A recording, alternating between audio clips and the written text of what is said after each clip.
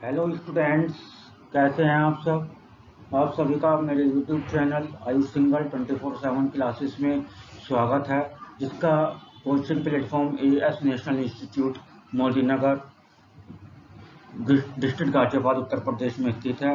हम आपसे के साथ डिस्कशन कर रहे थे इंफॉर्मेशन टेक्नोलॉजी क्लास 9 का चैप्टर 1, जो कि part be subject specific skills के अंडर में आता है, इंट्रोडक्शन टू आईटीईएस इंडस्ट्री। इस चैप्टर की हमारी 2 क्लास हो चुकी हैं। आज हमारी ये 3rd क्लास है और यह इस चैप्टर की लास्ट क्लास भी है। इस चैप्टर में हम डिस्कस करेंगे applications of information technology. Information technology सूचना प्रौद्योगिकी का किस किस क्षेत्र में प्रयोग किया जाता है और कैसे कैसे प्रयोग किया जाता है। स्टूडेंट्स, मैं आप सभी से बताना चाहूँगा, जिन्होंने मेरी फर्स्ट और सेकंड क्लास को नहीं देखा है, प्लीज़ वीडियो के डिस्क्रिप्शन में दोनों क्लासेस के लिंक दिए गए हैं। सबसे पहले आप जाकर उन दोनों क्लासेस को देखिए, उन दोनों क्लासेस की वीडियोस को देखिए, उसके बाद आज की क्लास अटेंड करिए, आपको समझ में आएगा। हाँ स्टूडेंट, यदि आप मेरे यूट्यूब चैनल पर नए हैं तो प्लीज़ मेरे यूट्यूब चैनल को सब्सक्राइब करिए, लाइक करिए, शेयर करिए और कमेंट करके जरूर बताइए कि आपको हमारी वीडियो कैसे लगी। चलिए शुरू करते हैं आज की अपनी क्लास। स्टूडेंट्स, मैं आपको बता दूं कि जिन बच्चों ने हमारी लेक्चर 1 लेक्चर 2 यानी कि इससे पहले वाले फर्स्ट 2 क्लासेस की वीडियो को नहीं देखा है, तो तब स्टूडेंट आप सबसे पहले हमारी फर्स्ट क्लास पर जाइए, लेक्चर 1 लेक्चर 2 की वीडियोस को देखें। उसके बाद हमारी आज की क्लास लेक्चर 3 की वीडियोस को देखें, तो आपको आसानी से एप्लीकेशंस ऑफ आईटी, जो हमारा आज का टॉपिक रहेगा, एप्लीकेशंस ऑफ इंफॉर्मेशन टेक्नोलॉजी, आसानी से समझ में आएगा। और वीडियो को देखने के लिए आपको इस वीडियो की डिस्क्रिप्शन में दोनों वीडियोस के लिंक दिए गए हैं, लेक्चर 1 वीडियो का भी, लेक्चर 2 वीडियो का भी, और आपको टर्म फर्स्ट में जो जो सिलेबस पढ़ना है उसका भी लिंक नीचे वीडियो के डिस्क्रिप्शन में दिया गया है। तो स्टूडेंट्स, मैं आपसे कहूंगा तो पहले आप उन वीडियो को देखें, उसके बाद इस वीडियो को देखें और अपने टॉपिक को इन्हांस करें, अपनी नॉलेज को गेन करें। तो चलिए स्टूडेंट, शुरू करते हैं आज का अपना topic, applications of information technology. जैसे कि हमने अपनी फर्स्ट और सेकंड क्लास में पढ़ा आईटी यानी कि इंफॉर्मेशन टेक्नोलॉजी के बारे में, ITES information technology enabled services के बारे में और उसके टाइप्स के बारे में। तो इसी तरीके से आज हम पढ़ेंगे इंफॉर्मेशन टेक्नोलॉजी के एप्लीकेशंस क्या है, कहाँ कहाँ यूज है, किस किस सेक्टर्स में, किन किन क्षेत्रों में इंफॉर्मेशन टेक्नोलॉजी का प्रयोग किया जाता है। तो स्टूडेंट, मैंने यहाँ पे जो टेबल आपको बना रखी है, इसमें शॉर्ट में मैंने सभी के नाम लिखे हुए हैं। इस वीडियो में आज हम इन सभी के बारे में डिटेल्स में पढ़ने वाले हैं कि किस किस सेक्टर में किस किस तरीके से इंफॉर्मेशन टेक्नोलॉजी यानी कि सूचना प्रौद्योगिकी का इस्तेमाल किया जाता है।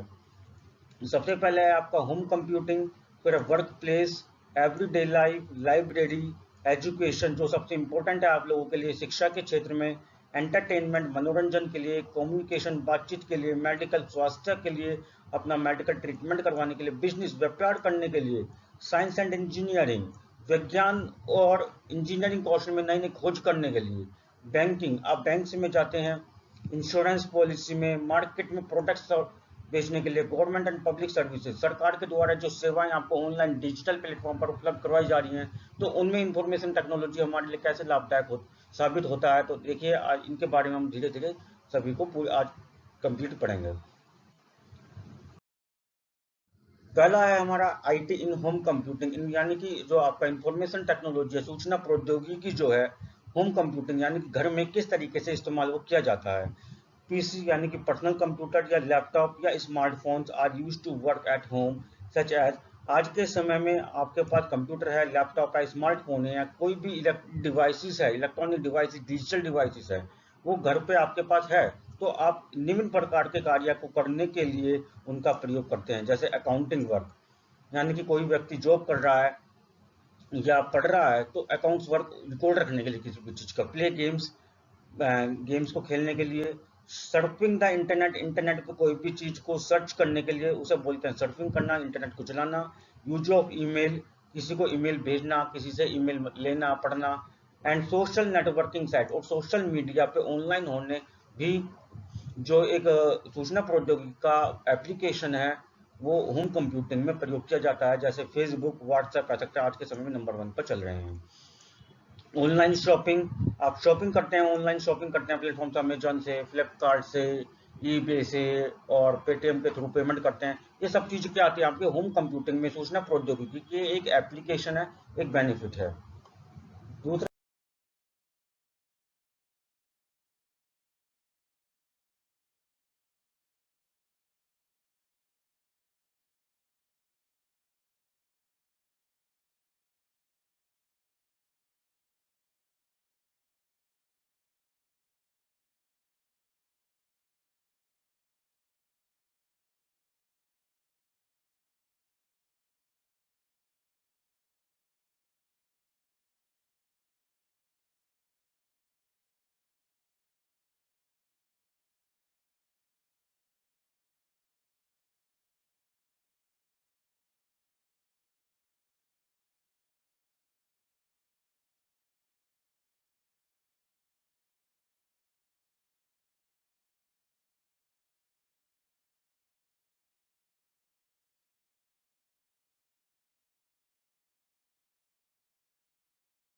है आपका IT in everyday life, daily routine work जो आपको घर में और अपने अपने ऑफिस में, स्टूडेंट लाइफ में, सभी किसी भी एज ग्रुप में आप करते हैं, तो उसमें आपका डेली रोजमर्रा के कार्य में किस तरीके से सूचना प्रौद्योगिकी का इस्तेमाल किया जाता है।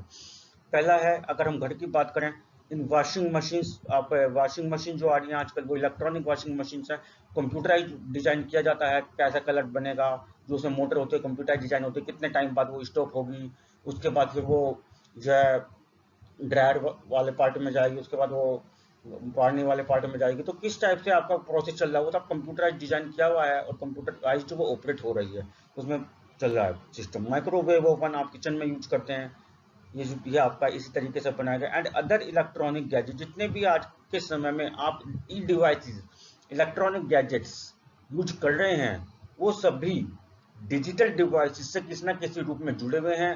और या तो आप इस तरीके से कह सकते हैं कि ये डिवाइसेस को बनाने के लिए पूरा पूरा इंफॉर्मेशन टेक्नोलॉजी, सूचना प्रौद्योगिकी का महत्वपूर्ण योगदान है, क्योंकि इनमें जो हमने यहाँ पे लिखा है विच हैव एम्बेडेड सॉफ्टवेयर, इसमें काफी सारे सॉफ्टवेयर्स भी आपके इंक्लूड्स होते हैं जो इसमें डाले गए हैं, और उन्हीं का प्रयोग करके उन सॉफ्टवेयर के एप्लीकेशंस की वजह से ही ये जो है आपके ऑटोमेटिकली सिस्टम पर वर्क कर रहे हैं। कि मान लीजिए आपको, मान लीजिए ओवन है, माइक्रोवेव, आपको 10 डिग्री टेम्परेचर पर आपको जो है गर्म करना है खाना, तो उतने गर्म होने का तो ऑटोमेटिकली वो जो है स्टॉप हो जाएगा। वॉशिंग मशीन है आपका, जब जो क्लॉथ्स हैं वॉश हो जाएंगे 15 मिनट्स के राउंड पर, तो वो ऑटोमेटिकली आपको 20 मिनट बाद ऑटोमेटिकली स्टॉप हो जाएगी। क्या ऑटोमेटिकली उसमें कंप्यूटर में क्या कर रखा है, एक एप्लीकेशन डाल रखी है, सॉफ्टवेयर डाल रखा है जो उसके मोटर में है, परंतु वो हमें दिखती नहीं है। दूसरा है अपॉइंटमेंट शेड्यूल, हमारे रोजमर्रा के जीवन में, यानी कि आप जॉब कर रहे हैं, पढ़ रहे हैं, तो किसी से हमें मिलना है, किसी से बातचीत करनी है, तो हम उसका अपॉइंटमेंट लेते हैं। उतने बजे हमें ट्यूशन जाना है, उतने बजे स्कूल जाना है, तो हमें कितने बजे क्या कार्य करना है, हमारे एक शेड्यूल होता है, अपॉइंटमेंट्स होता है। उसके बाद आता है, नेक्स्ट है आपका आईटी इन लाइब्रेरी, जो स्कूल्स और कॉलेजेस में लाइब्रेरीज होती हैं, पुस्तकालय जिसे हम बोलते हैं हिंदी में, तो वहाँ पे कंप्यूटर का भी प्रयोग होने लगा है बड़े बड़े कॉलेज और लाइब्रेरी स्कूल्स में। तो वहाँ पे किस टाइप से आता है आपका आईटी एट वर्क प्लेस, यानी कि ऑफिस में, बड़े बड़े ऑफिस में, कंपनीज में आईटी का, इंफॉर्मेशन टेक्नोलॉजी, सूचना प्रौद्योगिकी का क्या कार्य होता है, देखते हैं, पढ़ते हैं। फर्स्ट है to maintain the attendance of the employees and staff, जो वहाँ पे उस ऑफिस में, उस कंपनी में जो भी कर्मचारी या जो भी स्टाफ, चाहे वो किसी भी पोस्ट पे है, मान लीजिए टीचर है, मैनेजर है, प्रिंसिपल है, वाइस प्रिंसिपल है, पियोन है, ड्राइवर है, कोई भी स्टाफ है, इंजीनियर है, इलेक्ट्रीशियन है, कोई भी है, उसकी स्टाफ या एम्प्लॉयज की अटेंडेंस को रिकॉर्ड रखने के लिए कंप्यूटराइज स्टूडेंट्स कैसे रिकॉर्ड रखा जाता है। रिकॉर्ड आपका आजकल जो है थंब प्रिंट मशीन आ गई है, तो उन थंब प्रिंट मशीन के द्वारा कंप्यूटर जो कनेक्टेड होती हैं, और उस पर एम्प्लॉयज का अटेंडेंस रिकॉर्ड सेव रहता है। सेकंड है to do work speedily, efficiently and accurately, office में कार्य को तेजी करने के लिए मैनुअल हम काम करेंगे, पेंसिल और पेपर का यूज करके, तो काफी स्लो वर्क होता है। कंप्यूटर लैपटॉप पे काम करते हैं उसी को, तो काफी तेज होता है, स्पीडली होता है, इफेक्टिव और काफी अच्छे तरीके से होता है, प्रभावी रूप से होता है, और एक्यूरेटली और सही भी होता है। मिस्टेक होने की संभावना, गलती होने की संभावना बहुत कम रहती है। थर्ड है for recording of registers and other records for future, भविष्य में अब जब मैनुअल हम वर्क करते हैं किसी भी ऑफिस में पेपर और पेंसिल का प्रयोग करके, तो हमें जो रजिस्टर है, जो फाइल बनाते हैं, उनको संभाल के रखना पड़ता है। पर जब हम कंप्यूटर का प्रयोग करके या लैपटॉप का प्रयोग करके, डिजिटल डिवाइसेस या ई डिवाइसेस का प्रयोग करके जब कार्य को करते हैं, तो हमें पेपर पेंसिल की आवश्यकता नहीं होती है। ई डिवाइसेस या कंप्यूटर लैपटॉप के अंदर ही हमारा फाइल्स के रूप में हमारा वर्क सेव होता है, जो भविष्य में हमें कभी भी जरूरत पड़ने पर आसानी से देखा जा सकता है। परंतु मैनुअल अगर हम वर्क करेंगे तो हमें रजिस्टर और अदर मैनुअल फाइल्स वगैरह जो होते हैं, पेपर जो होता है, उनको ढूंढने और संभाल के रखने में हमें काफ़ी टाइम चाहिए होता है, अलमीरा चाहिए होती है, और जब आगे हमें पुराने ढूंढना होता है कभी काफ़ी लंबे समय बाद, तो उनको सर्च करने में भी टाइम लगता है। ठीक है, तो इस तरीके से ये बेनिफिट्स है हमारे वर्क प्लेस पर, ऑफिस में और कंपनीज में। सेकंड है आपका, नेक्स्ट है आईटी इन एंटरटेनमेंट, या उसके बाद आता है आईटी इन एजुकेशन, जो आपके लिए मोस्ट इंपोर्टेंट टॉपिक है। शिक्षा के क्षेत्र में इंफॉर्मेशन टेक्नोलॉजी का कैसे प्रयोग किया जाता है। इंफॉर्मेशन टेक्नोलॉजी यानी कि IT is extensively used in education for teaching, learning and assessment in the following veg. शिक्षा के क्षेत्र में सूचना प्रौद्योगिकी का जो कार्य है, वो टीचिंग, शिक्षण करने के लिए और सीखने के लिए विभिन्न तरीके से किया जाता है, जो नीचे दिए गए हैं, निम्न रूप में आपको दिए गए हैं। फर्स्ट है आपका, IT is used for creation and transmission of chapters और questions in the form of audio, video, text file and pictures to the students और लर्नर्स।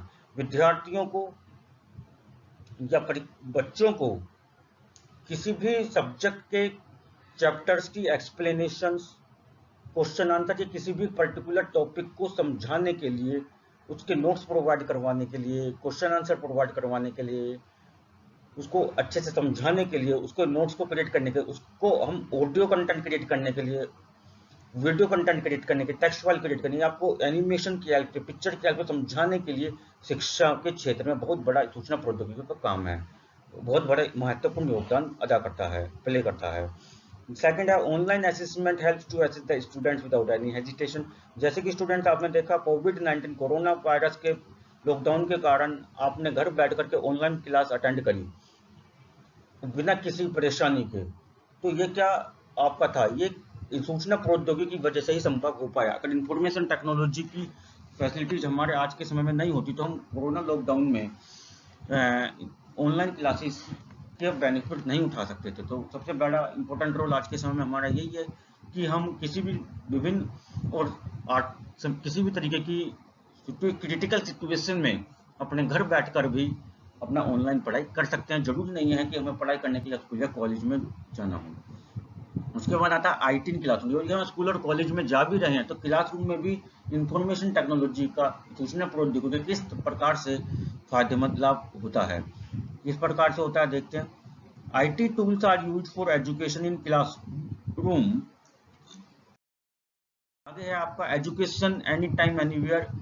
सूचना प्रौद्योगिकी ऑनलाइन एजुकेशन से हमारा एक बेनिफिट ये हुआ है कि एजुकेशन एनी टाइम, हम कहीं भी, किसी भी समय और कहीं से भी शिक्षा प्राप्त कर सकते हैं। Any student in India can use IT tools for learning the following veg. ऐसा नहीं है कि आज के समय में हमें स्टूडेंट को, किसी को अगर लर्न करना है, सीखना है, पढ़ाई करनी है, तो स्कूल या कॉलेज में जाएगा बताएगा टाइम पर। कहीं भी, किसी भी समय पर, किसी भी तरीके से, कहीं भी बैठ करके वो शिक्षा प्राप्त कर सकता है। किस तरीके से? एक्सेस या download the NCERT book online through website और मोबाइल ऐप।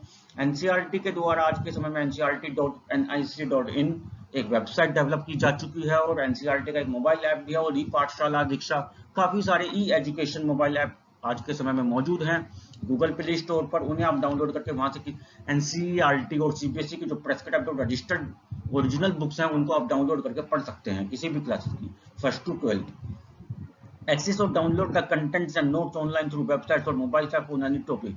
और उस बुक से किस चैप्टर को आपको पढ़ना है, उस चैप्टर में किस पर्टिकुलर टॉपिक को आपको पढ़ना है, समझना है, तो उनको भी आप गूगल से, काफी सारी एजुकेशनल वेबसाइट और मोबाइल ऐप से अलग अलग आप उनको डाउनलोड करके पढ़ सकते हैं। Students can contact a teacher through WBT, web based training, यानी कि ऑनलाइन क्लासेस के जरिए, वेब बेस्ड ट्रेनिंग यानी कि ऑडियो कॉल, वीडियो कॉन्फ्रेंसिंग और वीडियो कॉल के जरिए, जूम और गूगल मीट क्लासेस के जरिए द्वारा बच्चे जो हैं अपने शिक्षक से, अपने टीचर से ऑनलाइन जुड़ सकते हैं और उनसे कांटेक्ट कर सकते हैं, और जो समस्याएं हैं, उन्हें जो पढ़ने में दिक्कत आ रही है, जो डाउट्स हैं, उनको क्लियर कर सकते हैं। उसके बाद आता है टीचिंग एड्स एंड मीडिया, यानी कि शिक्षण कार्य करने के लिए किस रूप में सूचना प्रौद्योगिकी का महत्वपूर्ण अदा करता है, यानी कि टीचर्स के लिए कैसे बेनिफिट होता है।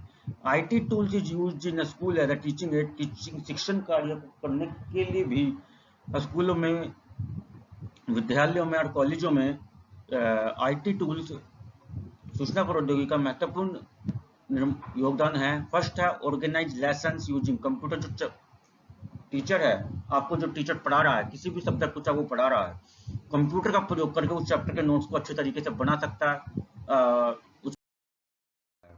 उसके बाद आपका एक टॉपिक आता है इसमें एजुकेशन वाले पार्ट में, आईसीटी इन एजुकेशन में, कि learning management system. Learning management system क्या है, इसे समझते हैं। It is being used by many countries to manage a school system. School के सिस्टम को मैनेज करने के लिए बहुत से देशों के द्वारा ये जो है यूज किया जाता है। Student teacher can register himself और herself on the school website. इसमें क्या होता है, एक स्कूल की वेबसाइट होती है, उसमें एक स्टूडेंट और टीचर दोनों को उस स्कूल की वेबसाइट पर रजिस्टर करना होता है, अपने आप को यूजर आईडी पासवर्ड के थ्रू अपना एक अकाउंट बनाना होता है as a student or as a teacher. The student can be benefited by using learning management system in the following ways. अब देखते हैं कि स्टूडेंट्स को वहाँ पे वेबसाइट पे अपना यूजर आईडी और अकाउंट बनाने के द्वारा, रजिस्ट्रेशन के द्वारा क्या बेनिफिट्स आपको मिलते हैं। लर्न लेसन्स और chapters any time anywhere. Student उस स्कूल की वेबसाइट पर जाकर के किसी भी अपनी जिस क्लास में वो है उस क्लास के किसी भी सब्जेक्ट, किसी भी टॉपिक और किसी भी पेज बुक से, किसी भी टॉपिक से किसी भी समय अपने घर बैठकर एग्जाम टाइम में पढ़ सकता है। दूसरा, participation in extra curricular activities, और पढ़ाई के साथ साथ अन्य गतिविधियों में भाग लेने के लिए, सीखने के लिए भी वो पार्टिसिपेशन कर सकता है, वहाँ पे अपना पार्टिसिपेट कर सकता है। Parents can see the progress of their children. Parents को भी बेनिफिट है कि उन्हें बार बार टीचर से कॉन्टेक्ट नहीं करना पड़ता और स्कूल नहीं जाना पड़ता। वो स्टूडेंट्स की जो है स्कूल की वेबसाइट पर जाकर के, जैसे स्टूडेंट ने रजिस्ट्रेशन करवा रखा है, वहाँ पे लॉगिन करके यूजर अकाउंट से, और बच्चे अपने बच्चे की प्रोग्रेस रिपोर्ट देख सकते हैं कि बच्चा कैसे पढ़ रहा है, क्या क्या उसे पढ़ाया जा रहा है, कितने कौन सी यूनिट टेस्ट में, कौन से टेस्ट में, एग्जाम में उसके कितने मार्क्स आ रहे हैं। ठीक है, तो इस तरीके से जो सिस्टम है काफ़ी कंट्रीज के द्वारा यूज किया। हमारे इंडिया में भी काफ़ी जो हाई लेवल के स्कूल हैं उनके द्वारा ये सिस्टम यूज किया जा रहा है। जैसे दिल्ली पब्लिक स्कूल है आपका, और भी इस टाइप के काफ़ी हाई लेवल के स्कूल्स हैं जिनके द्वारा ये यूज किया जा रहा है। तो इस तरीके से भी आईटी इंफॉर्मेशन टेक्नोलॉजी, सूचना प्रौद्योगिकी का अपने शिक्षा के क्षेत्र में बहुत बड़ा महत्वपूर्ण योगदान है।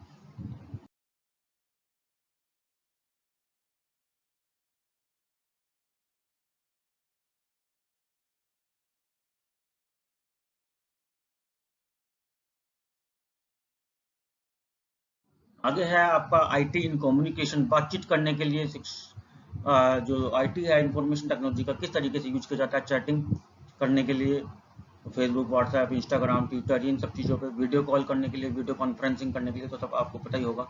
और उसके बाद मार्केट में, यानी किसी प्रोडक्ट को मार्केट में बेचने के लिए या सेल करने के लिए या परचेज करने के लिए, तो मतलब जो है इन सब चीज़ों के लिए क्या, कैसे, किस तरीके से अपना जो है इंफॉर्मेशन टेक्नोलॉजी का या कंप्यूटर का यूज किया जाता है। In marketing it is use for advertising of products का एडवर्टाइज करने के लिए। जो है मार्केट में मान लीजिए कोई कंपनी है, कोई भी नई कंपनी जो है अपने नए प्रोडक्ट, या कोई पुरानी कंपनी है वो अपने एक नए प्रोडक्ट बना रही है, तो नए प्रोडक्ट से मार्केट में बेचना भी है, तो बेचने के लिए पहले पब्लिक को बताना ही पड़ेगा। तो उसके लिए आजकल क्या हो गया, हम ऑनलाइन टीवी देखते हैं, तो जो 24 आवर्स जो है सोशल मीडिया पर ऑनलाइन रहते हैं, तो सोशल मीडिया पे वो क्या करते हैं, अपना एडवर्टाइजमेंट करते हैं अपने प्रोडक्ट से रिलेटेड। तो इन टूडेज टाइम, आज के समय में, people can purchase any item online through e commerce website. और जैसे कि एडवर्टाइजमेंट करते हैं, तो उसी तरीके से जो नए नए आइटम्स हैं आज के समय में आपको हर वेबसाइट, कुछ आइटम्स ऐसे हैं, कुछ जो नए आइटम्स हैं स्पेशली ई डिवाइसेस, जैसे कि अगर मोबाइल फोन्स की बात करें, तो जो न्यू मोबाइल फोन हर कंपनी के द्वारा लॉन्च किया जाता है, तो स्टार्टिंग में आपको मार्केट में ऑनलाइन अवेलेबल, मार्केट में आसानी से अवेलेबल नहीं होंगे शॉप पर, परंतु ऑनलाइन जो ई कॉमर्स वेबसाइट्स हैं, जैसे अमेजॉन है, फ्लिपकार्ट है, और भी अदर वेबसाइट्स हैं जिनसे आप शॉपिंग करते हैं, तो वहाँ पे आपको अवेलेबल हो जाएंगे नए नए मॉडल। तो और आप मार्केट में जाएंगे पता करने के लिए, तो वहाँ पे आपको शॉप पर नहीं मिलेंगे। तो इस तरीके से जो कंपनीज हैं वो अपने जो नए प्रोडक्ट को लॉन्च करती हैं, अपने नए डिवाइसेस को लॉन्च करती हैं, वो अपने उनका एडवर्टाइजमेंट भी कर रही हैं कंप्यूटर का और इंफॉर्मेशन टेक्नोलॉजी का यूज करके, टीवी, टेलीविजन पर, मोबाइल फोन पर, सोशल मीडिया पर, और उनको अपना सेल भी कर रही हैं।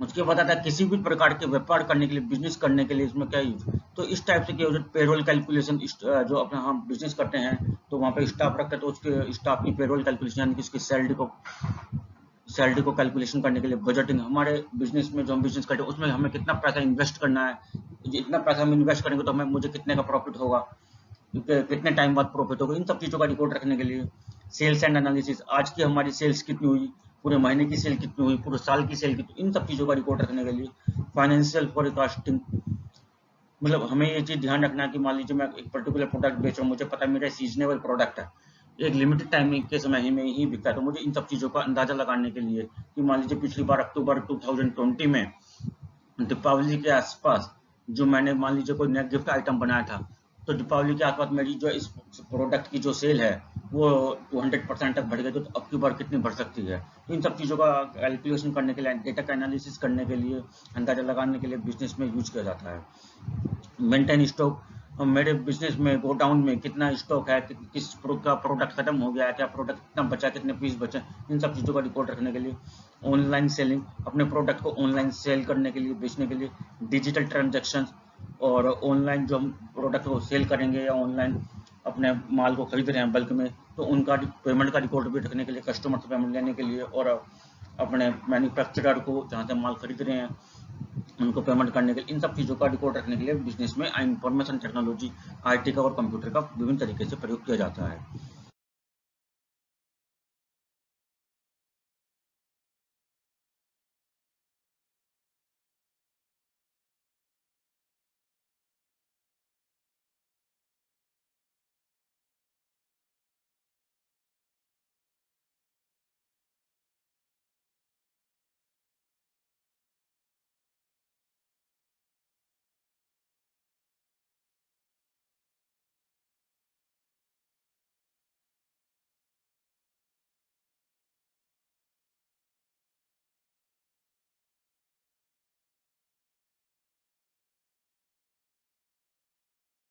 अब हम बात करेंगे IT in science and engineering की। साइंस विज्ञान में और इंजीनियरिंग के क्षेत्र में सूचना प्रौद्योगिकी का कैसे इस्तेमाल किया जाता है। तो फर्स्ट है कॉम्प्लेक्स साइंटिफिक कैलकुलेशन। विज्ञान के क्षेत्र में, साइंटिफिक क्षेत्र में, मैथमेटिकल क्षेत्र में, इंजीनियरिंग के क्षेत्र में जो बड़ी बड़ी कॉम्प्लेक्स डिफिकल्ट कैलकुलेशंस होती हैं उनको सॉल्व करने के लिए बड़े बड़े जो इक्विपमेंट, साइंटिफिक इंस्ट्रूमेंट्स बनते हैं उनको डिजाइनिंग करने में सीएडी, कंप्यूटर एडेड डिजाइन, और CAM यानी computer aided manufacturing software are use to draw and designing. जो बड़े बड़े साइंटिफिक इंस्ट्रूमेंट्स, इक्विपमेंट्स बनते हैं उनको ड्रॉ करने के लिए, उनको डिजाइनिंग डिसाइड करने के लिए CAD कंप्यूटर एडेड डिजाइन और CAM computer aided manufacturing software का प्रयोग करके कंप्यूटर के द्वारा उन इंस्ट्रूमेंट्स, उन इक्विपमेंट्स की डिजाइनिंग तैयार की जाती है और उनको जो है तैयार किया जाता है। Complex scientific application such as rocket launching, जैसे कि साइंस विज्ञान के क्षेत्र में साइंटिस्ट करते हैं, रॉकेट लॉन्च करना है, स्पेस एक्सप्लोरेशन या अंतरिक्ष, इस क्षेत्र में अंतरिक्ष की स्पेस, स्पेस में कोई प्रतिष्ठान का कार्य करना है या कोई और नया वर्क करना है, तो उनको अंजाम देने के लिए अलग अलग एप्लीकेशन, साइंटिफिक एप्लीकेशन जो डिजिटली का प्रयोग करा जाता है, जिनका जैसे मान लीजिए मैथमेटिकल कैलकुलेशन का कोई डिफिकल्ट करने को साइंटिफिक कैलकुलेटर का प्रयोग हम मैथ्स में करते हैं, तो इसी तरीके से साइंस और इंजीनियरिंग के क्षेत्र में भी अलग अलग सॉफ्टवेयर एप्लीकेशन आते हैं। जैसे एक मैटलैब सॉफ्टवेयर है एप्लीकेशन, मैटलैब जो मैथमेटिकल कैलकुलेशंस को, सभी भी तरीके की मैथमेटिकल कैलकुलेशन को परफॉर्म करने के लिए प्रयोग किया जाता है। तो इसी तरीके से विज्ञान और इंजीनियरिंग के क्षेत्र में सूचना प्रौद्योगिकी का प्रयोग किया जाता है।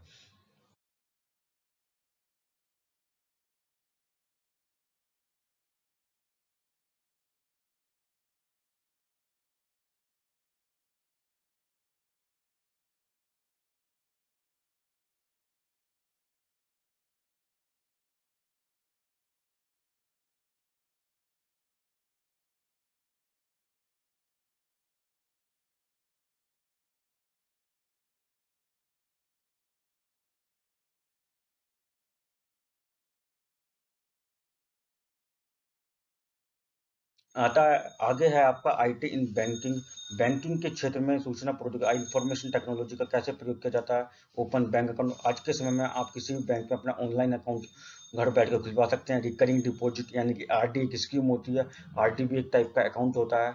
तो आरडी अकाउंट भी आप जो है अपना ऑनलाइन खुलवा सकते हैं और उस बैंक की वेबसाइट पर जाकर। इसी तरीके से एफडी होता है, फिक्स्ड डिपॉजिट। तो money transfer from one account to another through NEFT और आरटीजीएस। स्टूडेंट्स, ये तो आप मैं समझता हूँ पता ही होगा, आज के समय में सभी लोग यूज कर रहे हैं और बहुत कॉमन ये सब चीज़ें है हो चुकी है हमारे हम सभी लोगों के लिए। एक अकाउंट से दूसरे अकाउंट में पैसा ट्रांसफर करने के लिए एनईएफटी, आरटीजीएस या यूपीआई यूनिफाइड पेमेंट इंटरफेस जो हम पेटीएम और अमेजोन पे और फोन पे गूगल पे के द्वारा करते हैं। तो ये क्या है, ये information technology. ATM machine, ATM से हम पैसे निकालते हैं। और स्टेट बैंक तो एटीएम मशीन के द्वारा कुछ अमाउंट लिमिट तक पैसे जमा करने की भी सुविधा देता है। तो ये जो एटीएम है वो किसके द्वारा बनेगा, एक प्रॉपर सॉफ्टवेयर ही तो है। सॉफ्टवेयर क्या है, इंफॉर्मेशन टेक्नोलॉजी का की वजह से तो हम ये सब काम, ये सुविधा प्रयोग कर पा रहे हैं या लाभ उठा पा रहे हैं। इसी क्षेत्र में इंश्योरेंस, यानी कि इंश्योरेंस सेक्टर में जैसे LIC हो गया, लाइफ इंश्योरेंस पॉलिसी, और इस टाइप की भी कुछ बड़ी बड़ी कंपनीज, गवर्नमेंट और प्राइवेट कंपनीज हैं जो हमें इंश्योरेंस की सुविधा देती हैं। तो इनमें इंफॉर्मेशन टेक्नोलॉजी का कैसे फायदा होता है, देखिए कैसे फायदा होता है। फर्स्ट है आपका परचेज ऑफ पॉलिसी। किसी भी पॉलिसी को हम ऑनलाइन परचेज कर सकते हैं। जैसे मान लीजिए हेल्थ पॉलिसी है और आपकी व्हीकल पॉलिसी है, कार लोन है, आपको जो है इंश्योरेंस करवाना है अपने व्हीकल का, तो ये सब पॉलिसी हम जो है ऑनलाइन परचेज कर सकते हैं।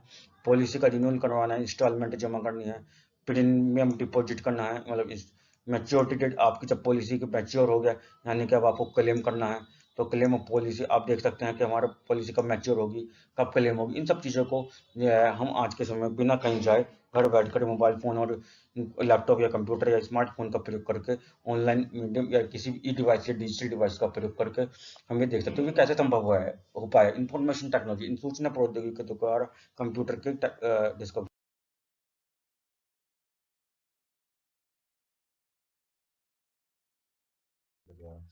अगला जो सबसे महत्वपूर्ण रोल अदा करता है और सबसे ज़्यादा यूजफुल हो रहा है आज के समय में आईटी का, इंफॉर्मेशन टेक्नोलॉजी और मेडिकल के क्षेत्र में, स्वास्थ्य विभाग में किस तरीके से हो रहा है, हॉस्पिटल्स में या मेडिकल डिपार्टमेंट में, टू मैनेज पेशेंट रिकॉर्ड्स, जो मरीज वहाँ पे चेकअप करवाने के लिए आते हैं उनका रिकॉर्ड रखने के लिए machine are use for ECG machine है, ईईजी मशीन हैं, अल्ट्रासाउंड मशीन है, सीटी स्कैन मशीन है, एमआरआई स्कैन है। इन सब चीज़ों पर मशीन जो है कंप्यूटराइज ऑटोमेटिकली कनेक्टेड होती हैं, उनके द्वारा ही आपका चेक किया जाता है, टेस्टिंग की जाती है। इन मेडिकल लेबोरेटरीज और डिस्पेंसरीज में, मेडिकल लैब में होती हैं जो बड़ी बड़ी लैब हैं, वहाँ पे ब्लड टेस्टिंग वगैरह करी जाती है, डिस्पेंसरी जहाँ से आपको दवाई दी जाती है। तो इन सब चीज़ों में क्या करा जाता है, इंफॉर्मेशन टेक्नोलॉजी कंप्यूटर का बहुत बढ़िया तरीके से इस्तेमाल किया जाता है। उसके बाद फर्स्ट है आपका आईटी इन डायग्नोसिस। डायग्नोसिस में किस तरीके से आईटी का यूज किया जाता है। With the advancement in computer hardware and software technology, various high-tech machines are used in diagnosis and treatment of critical diseases. These machines are, मतलब किसी भी गंभीर से गंभीर समस्या की बीमारी के लिए, किसी उसका ट्रीटमेंट, बीमारी का पता लगाने के लिए, उसका ट्रीटमेंट करने के लिए, उस बीमारी की टेस्टिंग करने के लिए, उसकी दवाइयाँ देने के लिए, हर तरीके से आज के समय में हर बीमारी के लिए बड़ी से बड़ी हाई हाई लेवल की मशीनें कंप्यूटर से कनेक्टेड होकर के मार्केट में अवेलेबल हो चुकी हैं। और उन मशीन के बारे में हम वन बाय वन यहाँ पे बात करेंगे। फर्स्ट है आपकी CAT कैट मशीन, जिसका फुल फॉर्म है computerised axial tomography machine. Computerised axial tomography machine, यानी कि कंप्यूटराइज्ड से सी बनता है, एक्सियल से ए, टोमोग्राफी से सी, कैट मशीन से बोलते हैं। यूजिंग दिस मशीन, इस मशीन का प्रयोग करके 3D images of different body parts can, किस हमारे शरीर के किसी भी अंग की 3D इमेज को क्रिएट किया जा सकता है। बीमारी का पता लगाने में ये मशीन काफी हेल्पफुल होती है।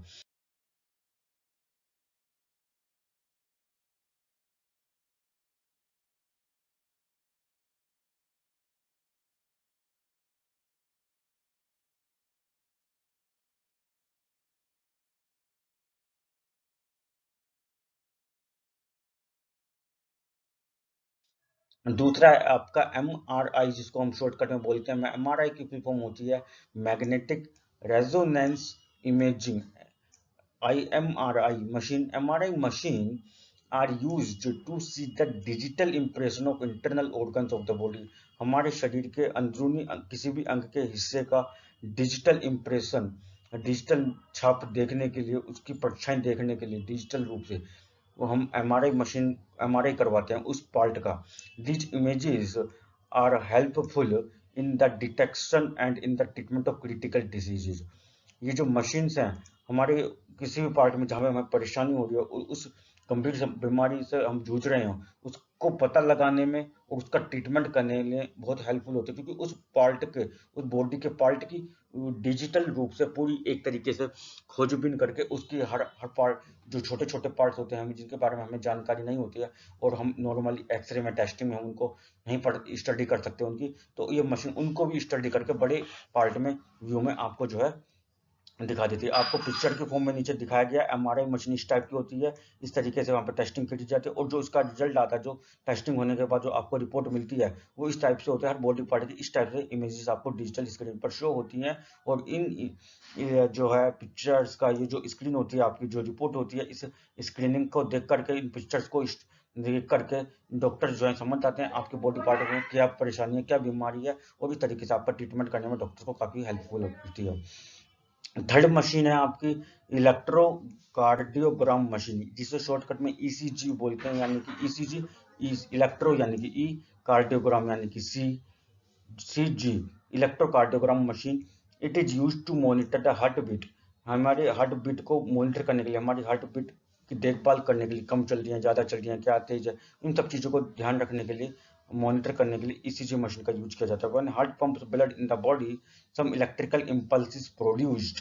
जब हमारे शरीर में हार्ट के द्वारा ब्लड की सप्लाई की जाती है, पंपिंग की जाती है, सम इलेक्ट्रिकल इम्पल्स, कुछ इम्पल्स है, कुछ पल्स जो होती है हमारे हार्ट की प्रोड्यूस्ड होती हैं। ये आपको यहाँ पे जो पिक्चर है उसमें ईसीजी मशीन का दिखाया गया है कि ईसीजी मशीन इस टाइप की होती है और जब हम किसी द्वारा हार्ट की टेस्टिंग करते हैं तो इस टाइप की आपकी इलेक्ट्रिकल इम्पल्स जनरेट होती हैं और इन इम्पल्स के द्वारा डॉक्टर स्टडी करते हैं कि आपके हार्ट में क्या समस्या है, क्या और आपकी बीमारी क्या है, उसी के अनुसार आपका ट्रीटमेंट करते हैं। एंड यहाँ पे लिखा हुआ भी है ECG machine and graph of heart beat recorded by the machine, यानी कि ये तो क्या है, ईसीजी मशीन है और इसके द्वारा जो रिकॉर्डिंग करी जाएगी ग्राफ के फॉर्म में, जिसे हम इलेक्ट्रिकल इम्पल्स बोल रहे हैं, वो ये उसका पिक्चर जो है ये है। इसी तरीके से हम आगे पढ़ेंगे। अभी एक मशीन है cardiac screening machine and display the movement of heart. Heart के मूवमेंट, हार्ट में जब ब्लड की पंपिंग की जा रही है और जिस तरीके से हमारा हार्ट पूरा वर्क करता है, वो मशीन जो है वो इस टाइप से आपकी एक मशीन होती है। और यहाँ पे आपके ब्लड शुगर टेस्टिंग मशीन, जो कि आज के समय में बहुत कॉमन डिसीज है, डायबिटीज, मोस्टली हर एक घर में ये देखने को, हमारे आस पड़ोस में देखने को मिल जाती है। ब्लड शुगर मशीन जो डिजिटल मशीन है, उसके द्वारा ब्लड टेस्ट हम घर पे कर सकते हैं, ब्लड शुगर टेस्ट हम कर सकते हैं। वो मशीन आपकी इस टाइप की होती है। ठीक है, आगे देखते हैं।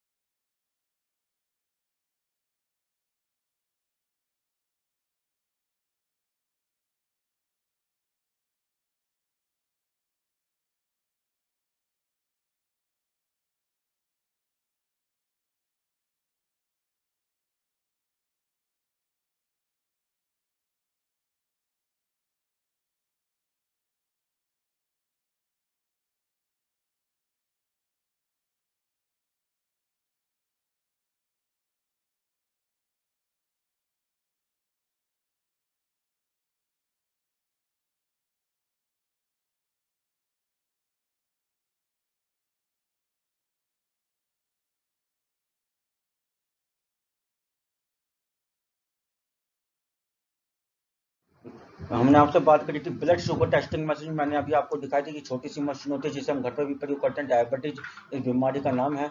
This machine analysis the sample of blood and determine the blood glucose level. हमारे शरीर में ग्लूकोज लेवल कितना है, ब्लड ग्लूकोज लेवल कितना, उसको पता लगाने में ये हमारे ब्लड के सैंपल के द्वारा पता लगाते हैं।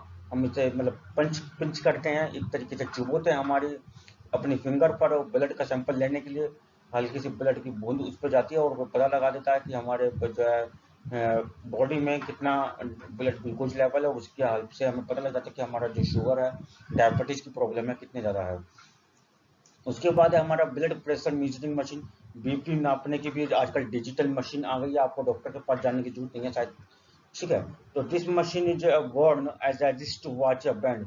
ये जो मशीन है ये रिस्ट वॉच की तरह या एक रिस्ट बैंड की तरह इसे पहना जाता है। And can measure the BP of a person, और किसी व्यक्ति का बीपी नापने, ये नाप कर बता देता है कि इस व्यक्ति का बीपी कितना, ब्लड प्रेशर कितना।